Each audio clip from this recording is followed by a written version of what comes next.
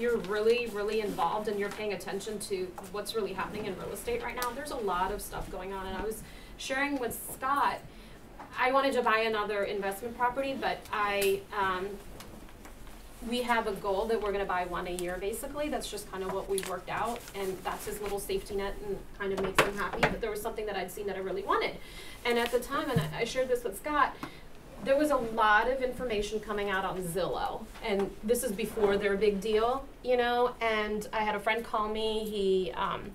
He's a broker and sells shares and things, and he called me and he said, you know, there's a lot of buzz about Zillow. And I was like, you know, that's true. There's kind of been a buzz when we would go to parties or something, that it would be part of conversation. There was a lot of buzz at that time.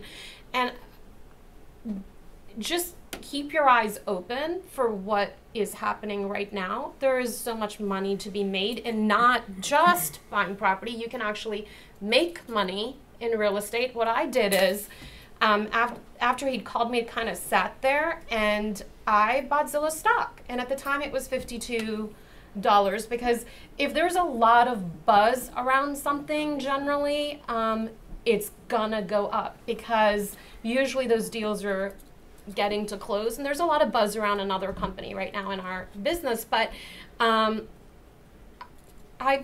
bought that stock, and within, I kept it, you know, and then Zillow had their big announcement, and my stock went crazy. I had enough to buy another property. So real estate doesn't just necessarily have to be that if you're keeping in track of what's going on, especially right now, there's so many different ways to make money in real estate, where you can make money and then have the money to put down. Since we're talking about down payments and coming up with the cash, just really pay attention to what's happening in the field right now. If you listen to the news and what's going on, there's a lot of opportunity. You're professionals in real estate. Exactly. You need to know where the growth is.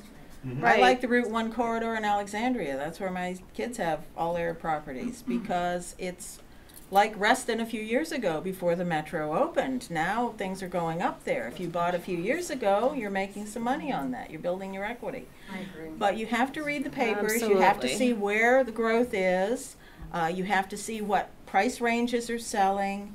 I mean, I know certain areas, and that's where I've bought places that I was familiar with, that I lived at one time or another. I think that's big. Buy where you know. Yes, Like, don't and go I can honestly say that a lot of times too, I've gotten my listings, as you were talking about, from a listing opportunity. I went and talked to them, and I thought I could do a lot with this place, because I do like to fix them up a little bit, and picked up a few that way too. And you're out in the field doing all of this. You're meeting people. You're talking to people. And I've had several clients that worked for the government for 30 years, and when they passed away, their kids came to me to sell some of their properties, and they were worth $3 million.